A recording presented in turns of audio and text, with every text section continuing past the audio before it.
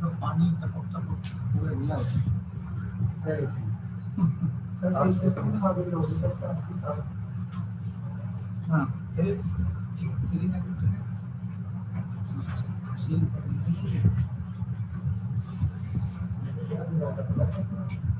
Sir Sanjay को क्या करना ठीक है ना संजय को लगा तो ना तो कोई कुछ जवाब नहीं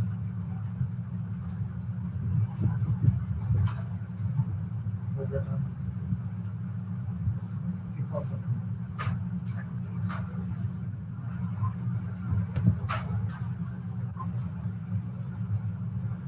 good morning to everybody. So now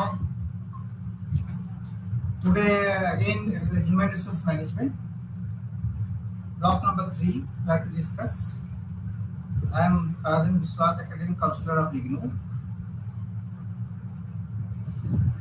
So now block 3 there are unit number 8, 9, 10, 11. So there are 4 units are there. Block 3 title is your performance and compensation management. So unit 8 performance and performance appraisals. Unit 9 is your career development. Unit 10 is your training and development. Unit 11 compensation and reward management. So there are various units are there that we have to discuss today. So first try to understand what is the personal performance appraisals. So personal performance appraisal basically it helps to organizations to determine how employees can help to achieve the goals of the organizations. Otherwise, you can also say there are so many definitions are there.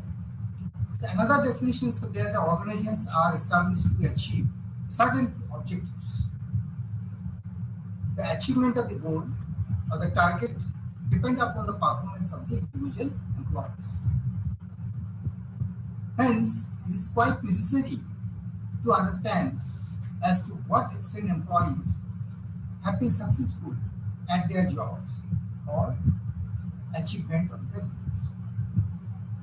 Means employees are working in a particular department and with a certain time of the 6 months or after 1 year, so it has to be evaluated how much he has targeted, has achieved or not, what about the goals and the jobs and tasks as given, what are the assignment is given, he has performed or not.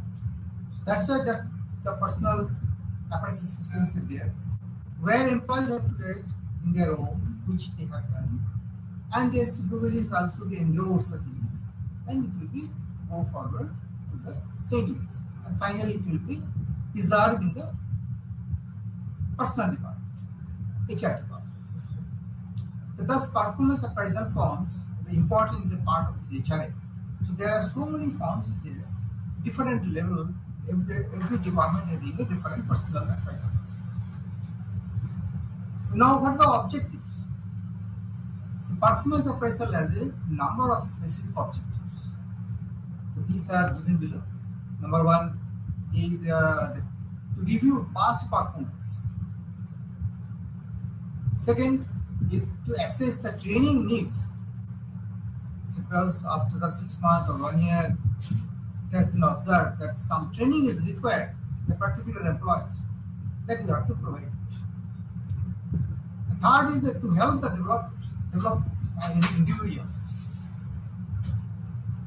And fourth is you have to audit the skills within an organization, to set targets for future performance, to identify the potential for promotions.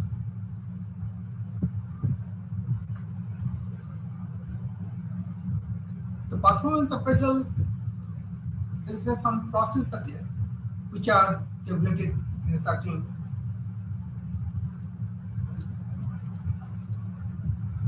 First is to establish the performance standards. Some standards should be there, or we can say different tabulated forms part 1, part 2, part 3, part 4. This is the way. First part is for the employee has to write written something. Basically his name, when he has joined, and after that what are the tasks given, what the activities are given, what are the key areas that he has to write down. And the second part is the supervisor has to see all these things. But the first part is written by the employee, is it okay or not? So he has to authenticate. Basically, the second part is the authenticate by the supervisors. Yes, I have seen these things and what are the assignment given, the task is given correctly, what are the target he has achieved, what is written. Okay, so this is the way. And then finally, he has to give his own things.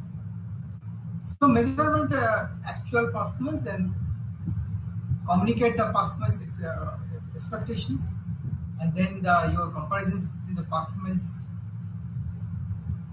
in the set it and the standards. Based on this, you have to develop it.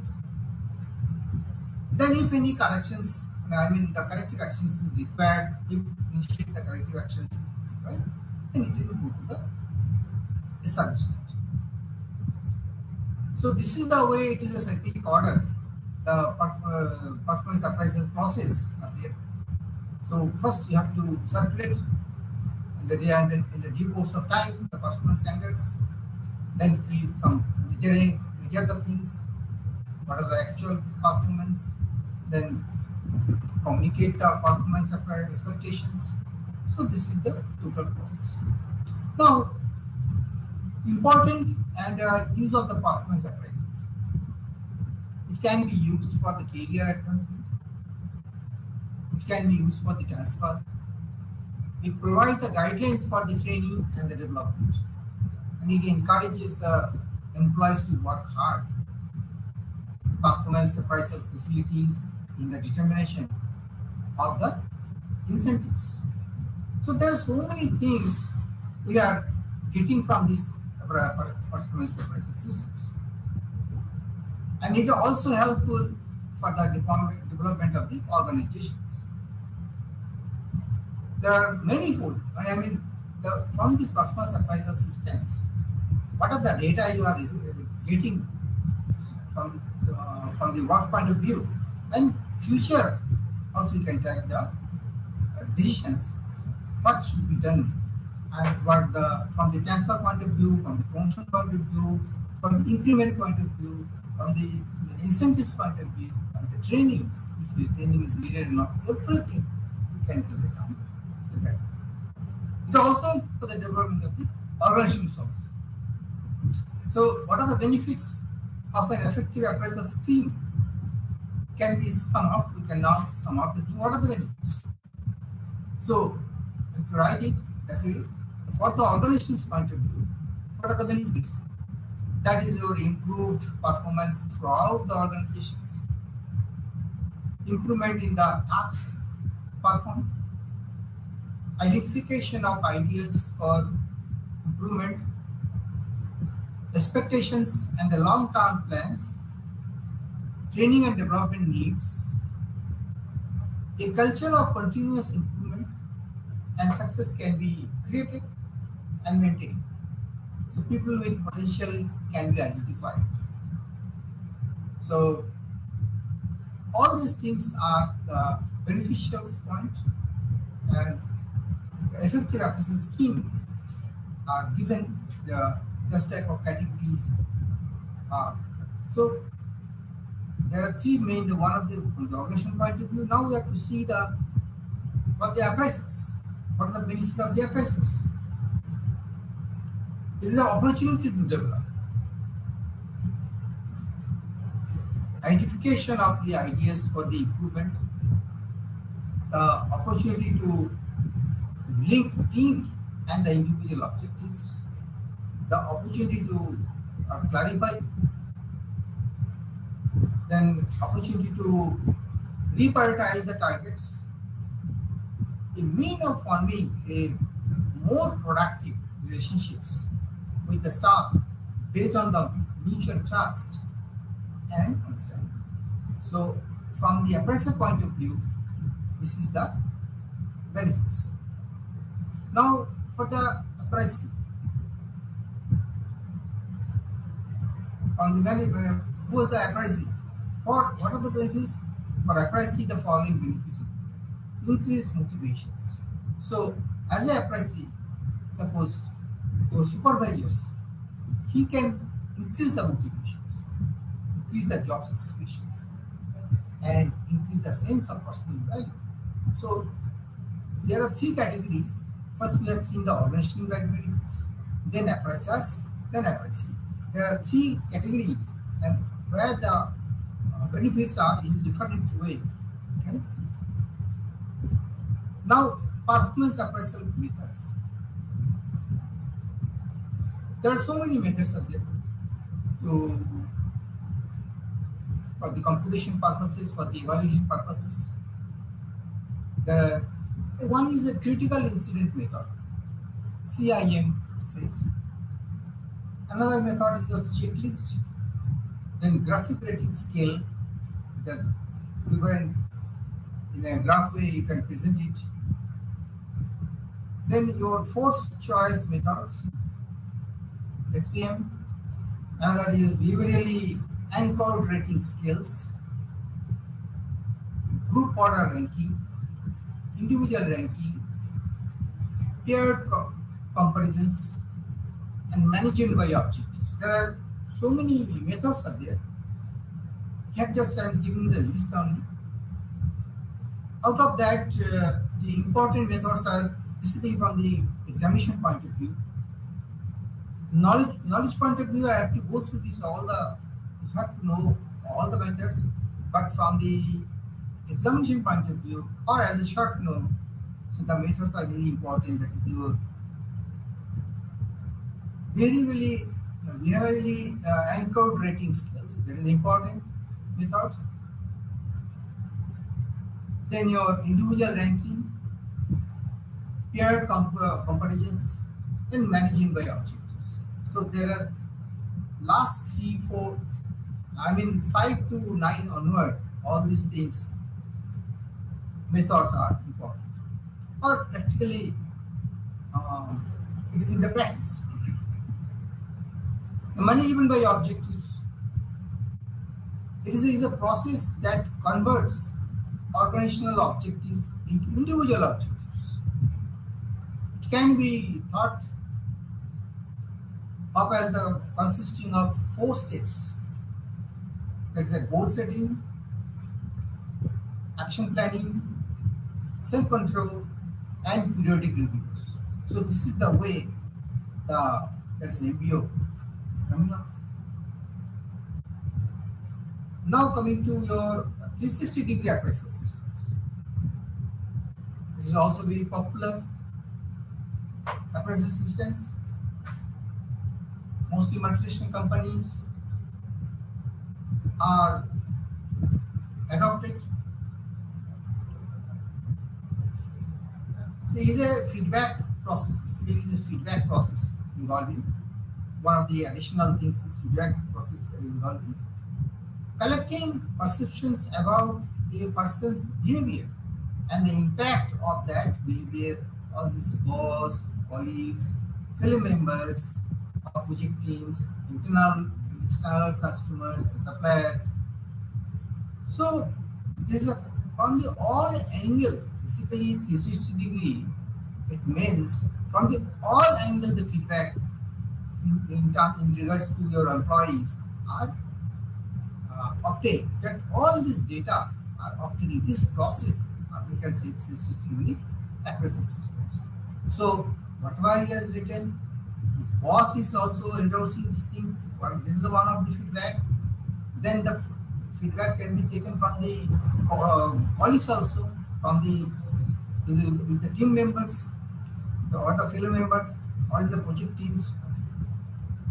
Then internal and external customers and the suppliers, from there also that feedback has to be taken by the management in this process. So that's why it is there is no angle are left out. all the quadrants, first, second, third, and fourth quadrant. If you see, one of the quadrant is 90 degree. So fourth quadrant means total is 360 degree. So from the all angle, you are achieving the feedback. So that's why it is basically the feedback process involving continuous perceptions. And then finally you have to decide, yes, he is a best performer or he is a less performer, very good, good, excellent.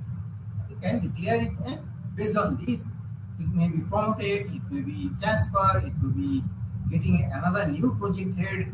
So anything can be, and then it will be justified also, because you are not biased, or you have not a very not injustice to things. So the process is very popular and very effective also. So now counseling. I mean, the performance counseling is there. Suppose the performance is not in up to the mark, particular it has been observed. Suppose some of the employees are not up to the mark, so that counseling is may required.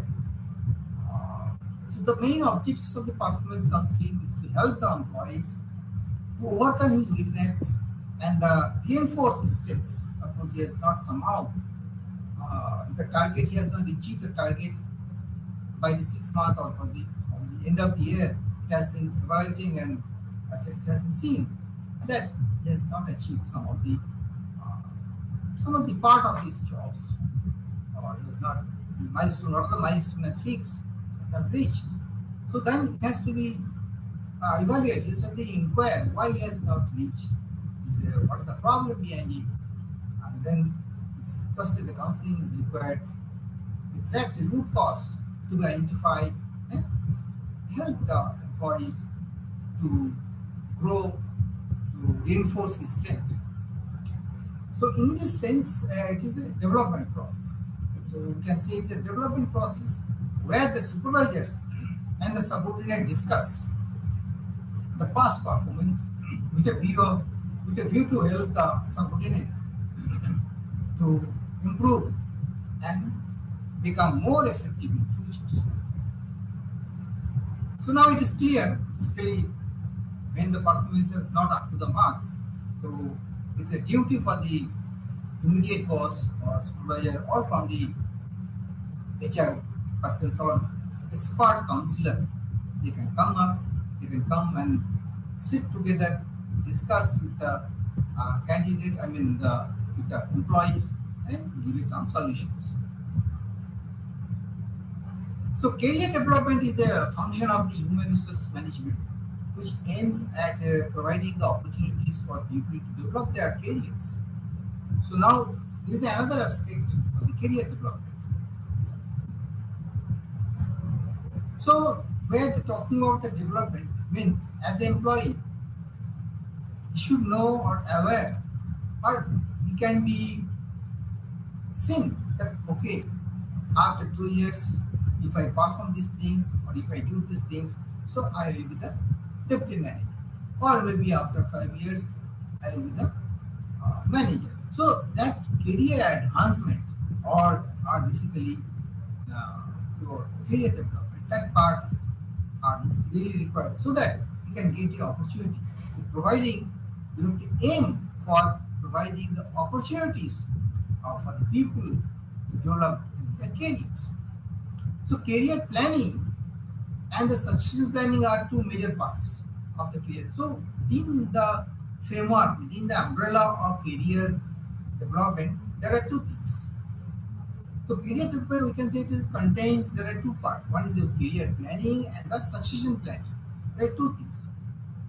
So there are two parts for the career development. Training and development plays a major role in career development. So another part is this is your training and development. It is also under the career development. So training and development plays a major role for the. So in this unit, that is basically the career development we are talking about. Career planning and the succession planning will be subsequent. We can discuss. So now career development. So career is the viewed as a sequence of positions occupied by a person during the course of his lifetime. So maybe there are 20-year service in particular organizations. So he can before join at the time of joining, and then after that he can realize, yes, so if I stay 15 to 20 years, then I can become reach to managing director or maybe the executive director. I can reach there. So that type of career things are the positions. What are the positions will be there? The sequence of positions are to be developed. Maybe suppose for example, assistant engineer, senior engineer, the deputy manager, manager, senior manager, then your group head, chief manager, like this way. Finally, the AGM, additional general manager, managing executive directors. Then slowly it will be your directors and then finally chairman. So CEO. So this is the steps, the positions in the lifetime that has to be. This is we are saying calling it a career development. And in particular, all the organizations have a different development process. So career may also be viewed as a amalgam of the changes in values. So every positions have a different values. So attitudes and motivation that occur as a person grow older. Slowly, if you have experience and age-wise and the seniority-wise, so definitely your knowledge is also different, your attitude will be different, and your motivation will be different. Also, in a different levels, based on the different responsibility or things. So the curve should be upper directions. So now planning. Planning here actually is really different. Career planning is really, essentially means the helping the employees to plan their career in terms of their capacities within the context of the organizational needs. Development, what are the position as fixed, that is already decided. Now, to reach this position, some plan is required. How to reach these positions? Maybe in the manager post or maybe the chief manager. So you should have some of the plan should be there so that the employee can be easily can reach there without any struggles. So there are some sort of plan should be there. It may be training development, it may be some of the reduction, maybe some of the lot of programs should be there, but awareness programs, technology to be there, to upgradation of the technologies, augmentation. So a lot of things are processed. See, it is described as your devising an organizational system of career movement. What are the career movement and the growth opportunities from the point of entry of an individual in employment to the point of his retirement. So entry point is joining and then up to the retirement. So through this way, what the way of plan the company has to decide that plan is. So it is generally understood to be a management techniques for mapping out the entire career of young employees in higher skill, supervisory and the manager position. There are so many positions are there, supervisory positions, managerial, middle management, top management. So everywhere some planning is required to enhance the things and ultimately the objectives that plan, the development of the positions already fixed, that so that everybody can reach there. Now there are some components of the career development. Now here you see there are some the structure way the career development is there. There are two parts. One is your career development program, another is career planning for the process and activities. So first you have to list it out what type of program you have. So program is basically your maybe internal career, the career opportunities, and employees' need and opportunities. That keeping on view of that aspect, so your program has to be finalized. So it has to be first things you have to assess the things and to what are the career internal career should be, and what type of opportunities it is. Other way, we have to see the career planning. There the process and activities are like this. Your organizations, HR inventory. Inventory in the sense here, how much skill employees you have already, how much the awareness is already there. That is the basically inventory part of your human point of view. As a raw material production point of view, the inventory is basically your raw materials, how much raw materials there. Suppose in the steel plant, how much materials are there, how much nut bolts are there. So that inventory, because based on these, you have to develop or you have to purchase the things. But in the case of, we are talking about the HRA for the human development purposes. There, the inventory will be different because in these organizations where how many educated persons are there, how many employees are management qualifications or not, how much people are skilled enough, they have how much technology they have, skilled or unskilled, so that the part of your inventory. Then second thing, your employees' potential for the career. So employees' potential has to be identified. Career, your appraisal, your performance appraisals, and your potential appraisals is different. Because performance appraisal means you have already given targeted, already objectives is given, tasks is given, and he has performed. And he has success. That is one part. That means that is where you can say the performance. What are the performance he has? But potential is a little bit different. Talent, how much skilled he is there, how much he has developed himself, and inbuilt. What are the potentiality that has to be identified? That is a different way you have to identify and put in the appraisal systems. What is the potential purposes? That also has to be accumulated. That has to be seen how much potential employees have, and based on this, you can prepare the curriculums of the program, and then you can think about further these things so that it can be explored. What are the potentiality in your organizations, in the employees in build, is already there. That how to improve their potentiality. That is the main things. So that is one of the area you can see that for the career planning. During the planning period, you have to identify. So how much potential already you have your organizations. The training and development program, that's also one of the aspects, because based on these things, you have to need for the training, you can calculate, and program can be prepared accordingly. Age balance and the career path, because the different age group people are joining. So some of the programs maybe you have to identify from 25 to 30, 35 years employees can be joined this program, or to adult program will be there, maybe the 45 and above up to the 50 age groups. There are different type of programs. So all these programs are categorized depending on the age also. So that is the way you can balance the age so that everybody can have a different career advancement programs will be there. So that is there. And career paths will be there so that you can reach this path.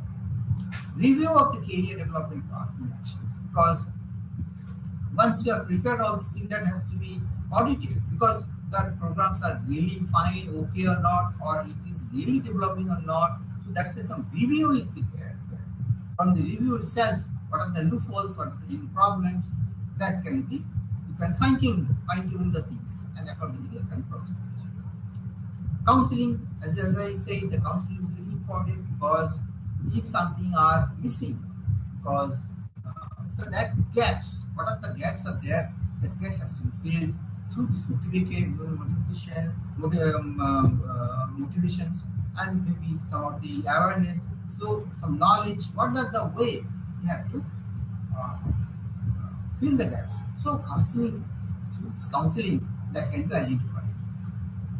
Now, limitations of the career plan. So everything are some limitations will be there. it is not easy to implement the career planning process in the organizations. As you see, there are a lot of things are there. As a human psychology, human uh, potentiality, performance are varying. Different situations are there. Maybe it doesn't mean, suppose for you cannot expect to this year these persons are performing very well. You cannot estimate or you can confident the next year also he will be performed as he has done earlier. No, there is no thumb rule, and it may not be happen because situation will be different. Human, there's a home, family member, family point, environments, internal. There are so many things are influenced with career paths. So health is another point. So health may not be supporting. So these all are some of the for the career planning. Some of things are limitations or parties there. So implement career planning process and also it has own difficulties. That's why it's own difficulties and the problems like it does not suit the very small organization. Sometimes the organization is also not suiting for these things. So there should be opportunities for the vertical mobility if the career planning has to become a reality. So career planning is not an effective management techniques for a large number of HR who work on the shop floor, particularly for those who are illiterates. Just point to be noted. One of the things are um, the techniques for a large number of HR, and especially in the shop floor, there are labor class, these are the workmen are working. They are not enough literates. They are not enough knowledge about these things, and they are not educated. In that, so then it is a problem.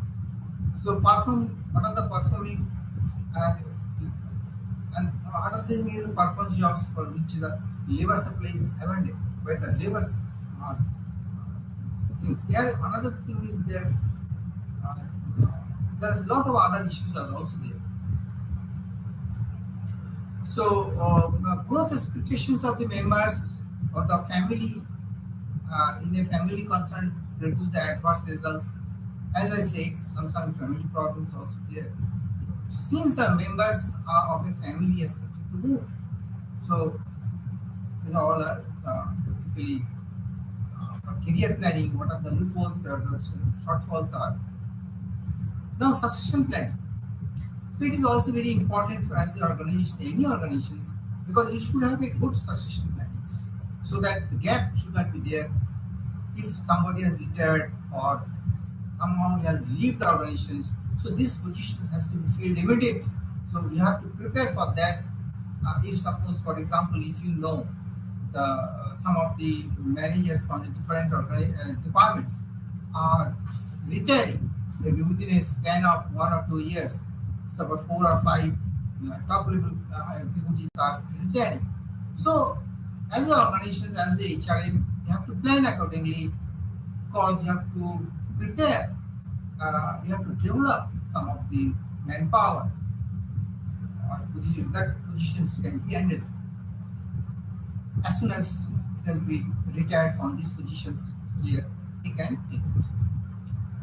Some of the organizations there is some overlapping period is also there because sometimes what happens, suppose for example, in particular this month somebody is retiring from positions. So before 2 months, this appointment is already there, so that he can parallelly work there and he can aware of the positions he can develop by the helping of the incoming and outgoing may not be stopped. There should not be any gap should be there. So maybe before 2 months, that positions, that appointment can be given.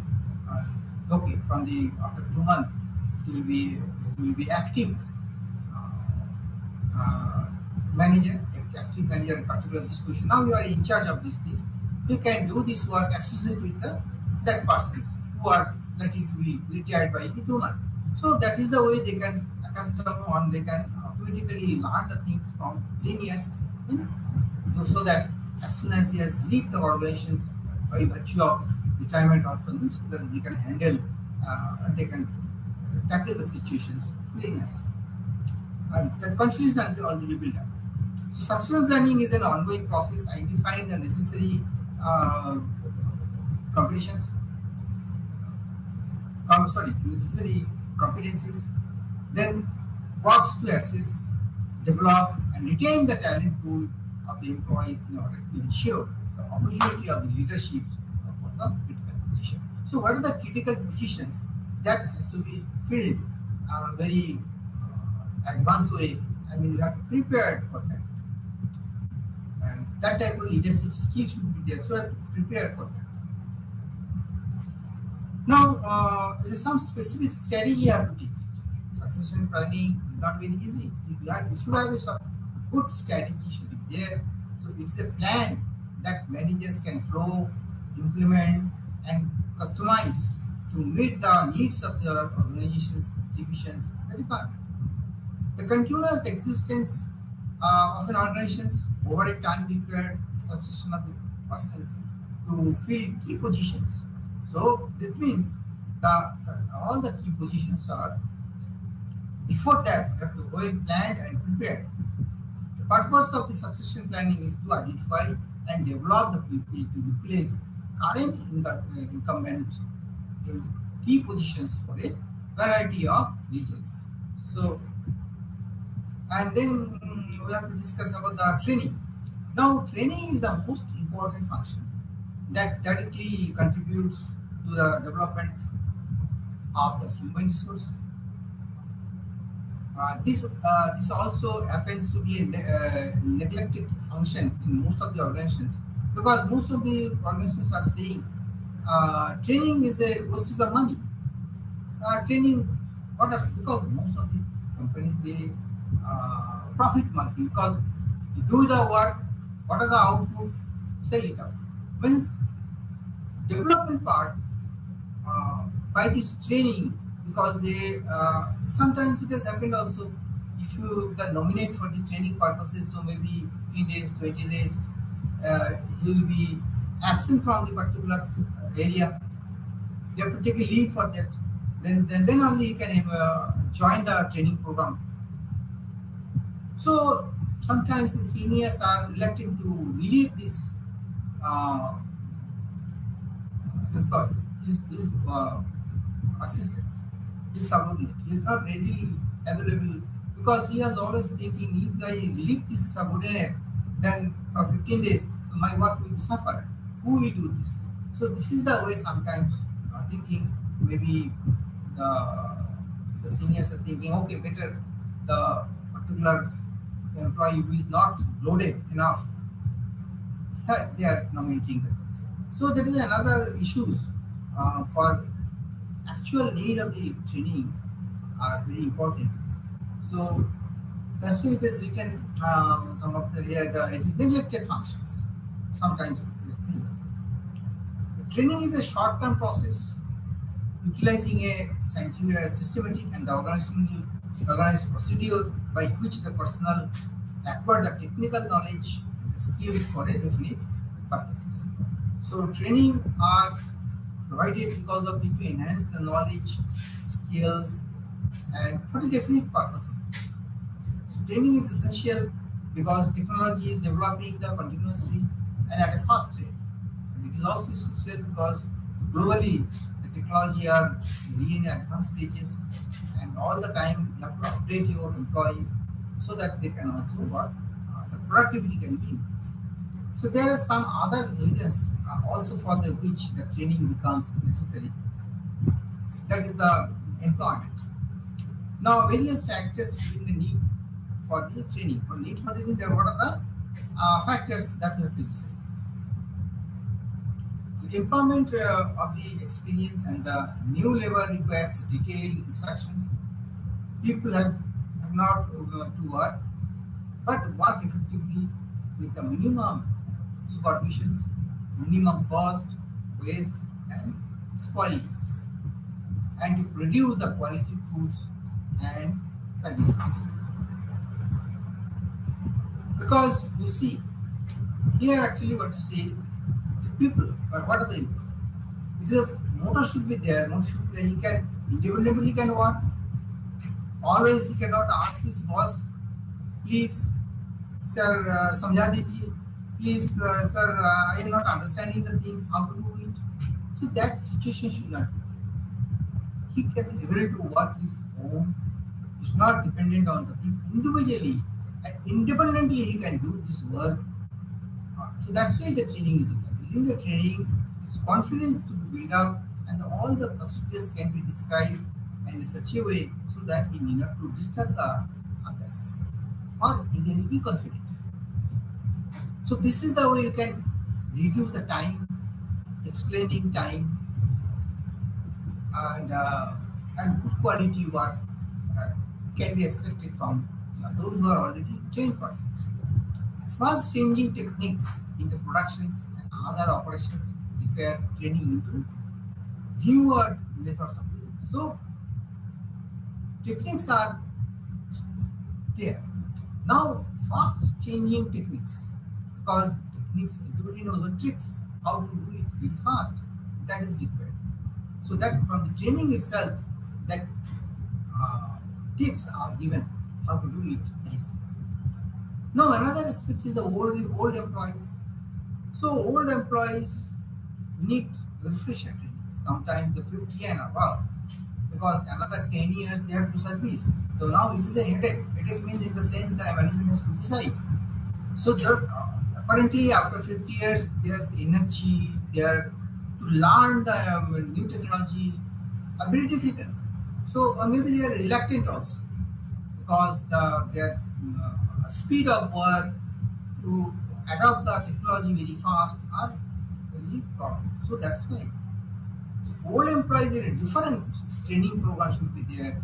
The refreshers training should be there, so that they can enable to keep the best of changing techniques and use of sophisticated tools and equipment, because there are so many sophisticated new tools are coming up.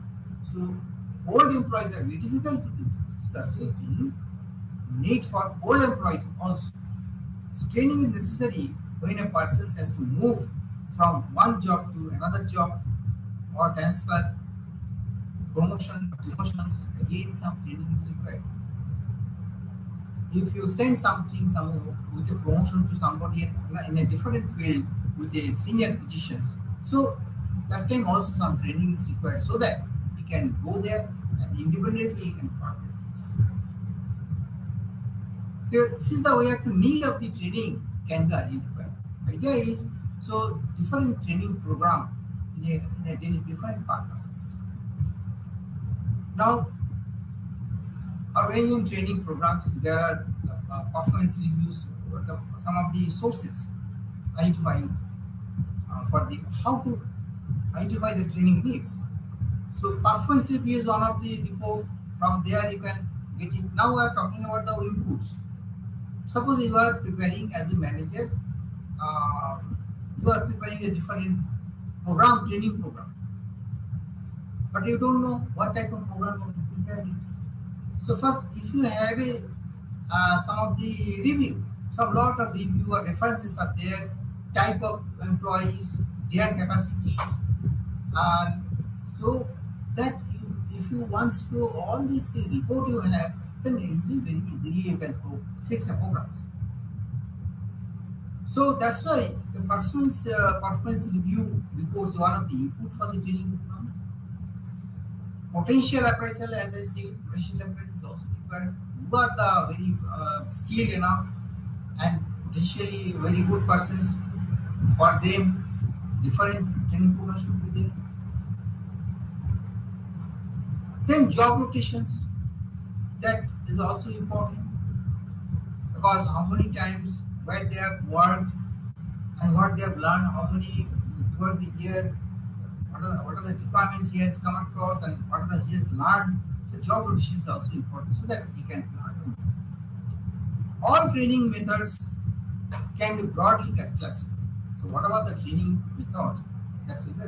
There are one job training, I mean the on the job methods, another is your offline job methods. Nowadays you see through the online also training program is there.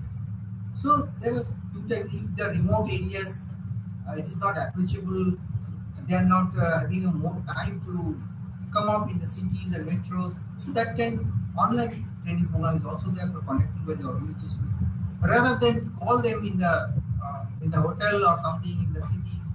So what the field work to leave this homework and come for these things, it is a troublesome. A lot of time, money, convenience times are wasted.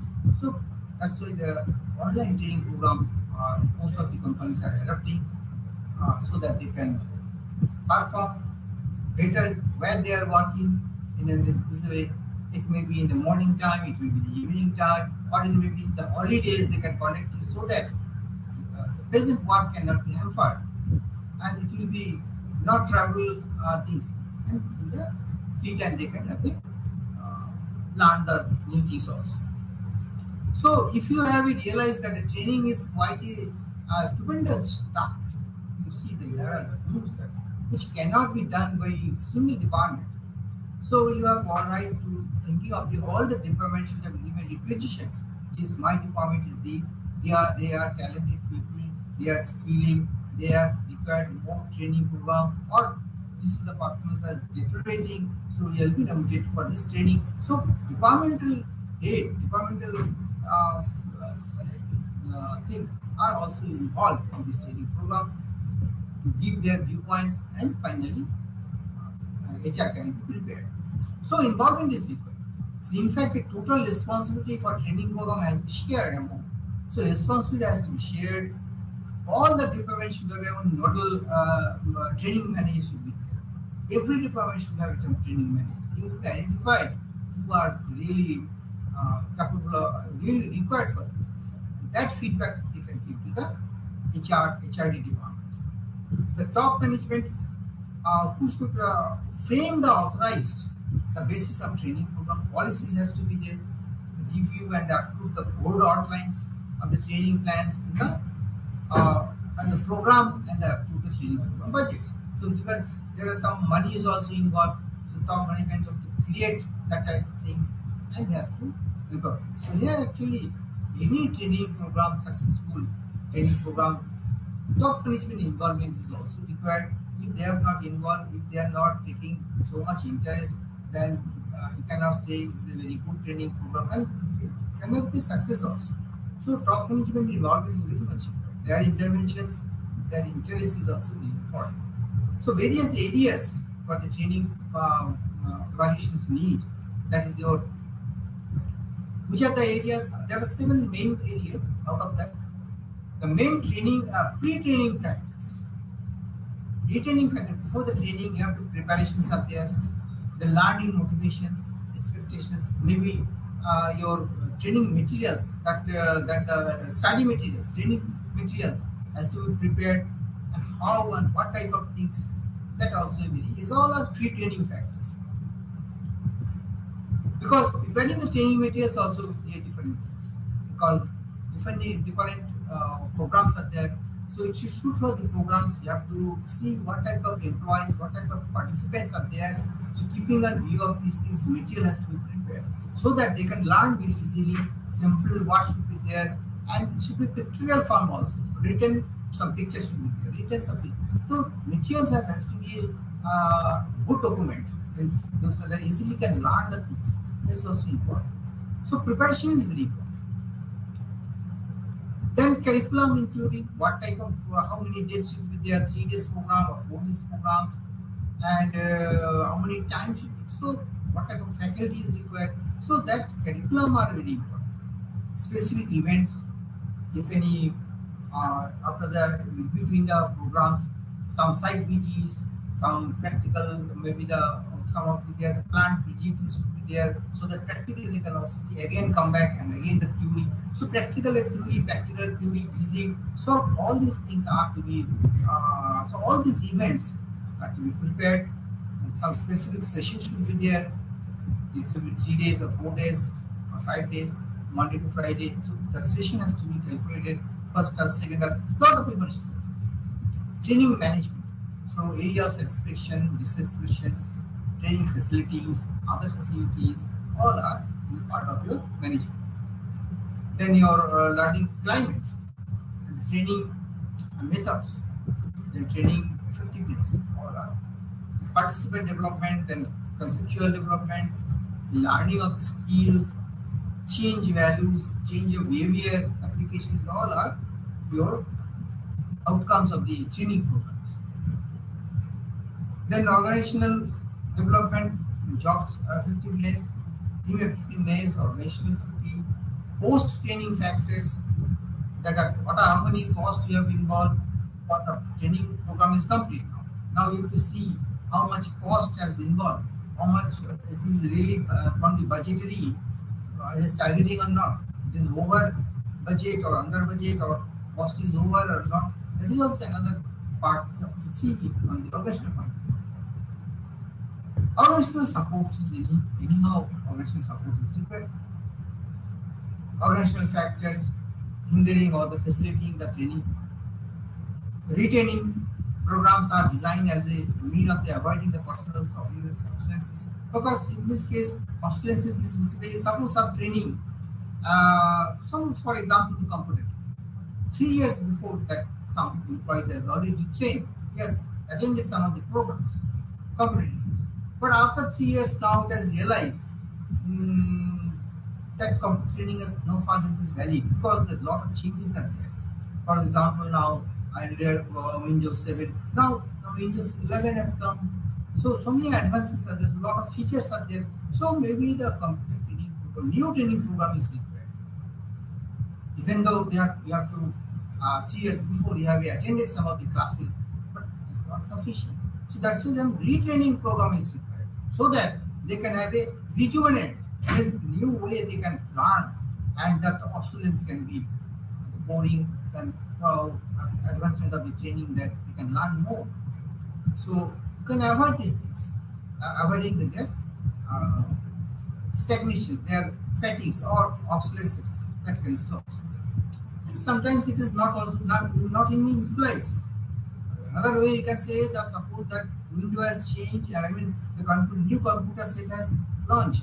Freeware it is augmented. I mean lot of things are newly installed, but there is no experience.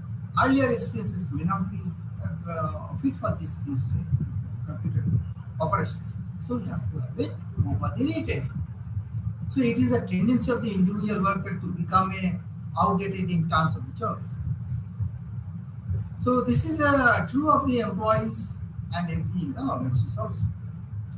So there are translating business strategies also important, and your business strategy indicates the broad directions and the preferred way of doing so, and this helps us strategy formulation of the implementation practice. So all these aspects are required for you to give to formulate a good strategy.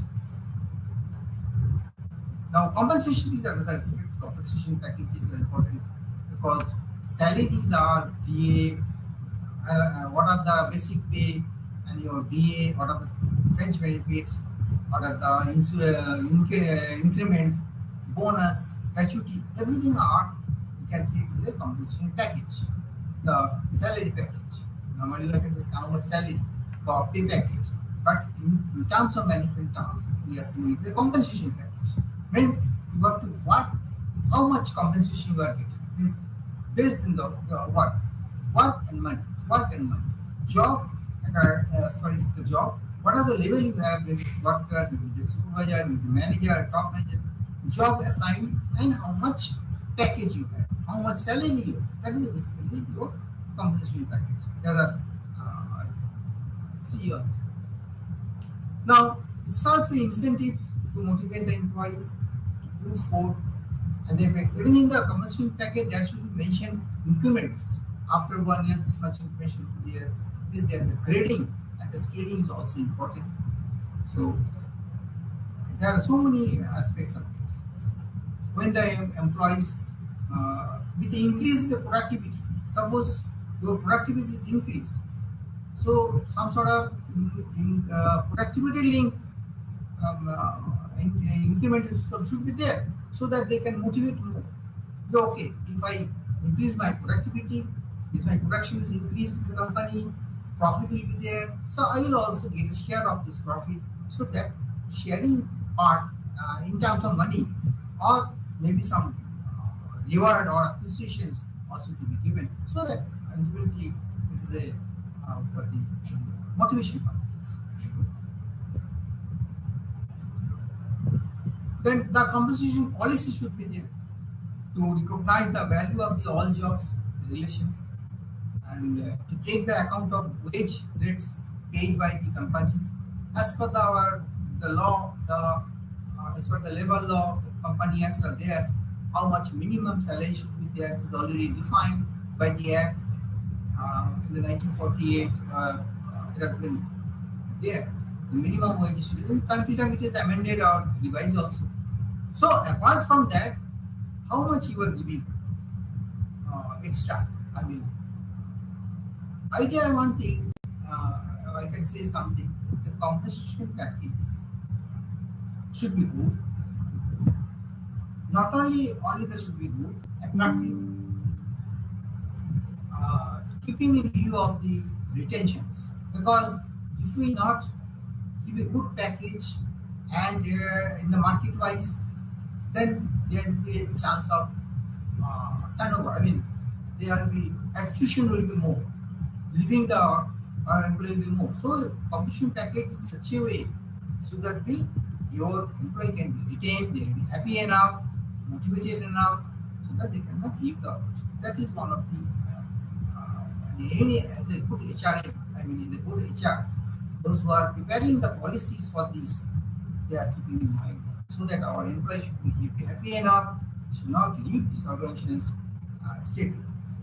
So to enable the individuals to reach their full earning potential as far as the reasonable practices, to ensure the employees share in the company's prosperity, and there is a increase in the efficiency. So then to enable the employees to earn the good and the reasonable salary, to pay the equitable sums, reward and encourage then your, because if it is not good package, it will discourage the things. So to encourage the employees, the incentives, initiatives, and some should be there. There should not be any discriminations.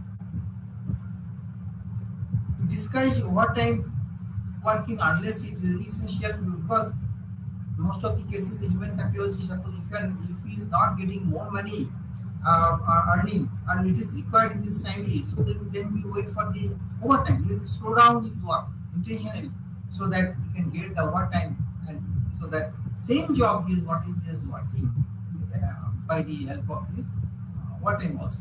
So if you have a good compensation package, you can avoid the overtime also. So this is also essential to see the factor also. Now the reward system is there because you say whatever you are doing the work, reward should be there.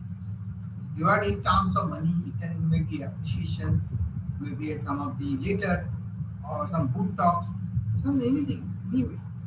So one of the important attributes of the workers, work organizations, the rewards to their members, pay, promotions, fringe benefits, and the status symbols. Reward some of the higher education. Some of the companies there in the education also. If you are supposed to doing the MBA or you have to complete the MBA, the company will give you reward also. I mean, some maybe the one increment or some one time some money can be provided so that they can do it. Or work also. If he is not the best executive in this market, yes, the production is very good, or his knowledge is good, immediately you have to avoid this. So this is the way you can. So many ways are there, so that can be increase the effectiveness of the organizations. To motivate the employees to perform their effectively, motivate the employees to join the organizations, motivate the employees. So there are so many ways to motivate the people. So I think almost I have over. So here regarding the reward, I can say one thing. This is one of the way the reward system should be good, because One way we can retention policies. There we can avoid to employees to retain. Employees should be retained in the company. So that's why ultimately, in the conclusions, we can say the compensation package should be good, reward system should be good. The both the things are there, then we can assure that the employee can leave this organization steadily. So talent can be intact, talent can be within the organizations, and they are happily working the organizations. So this is the part. So okay, I think now thank you very much. All the best. Thank you. Namaste.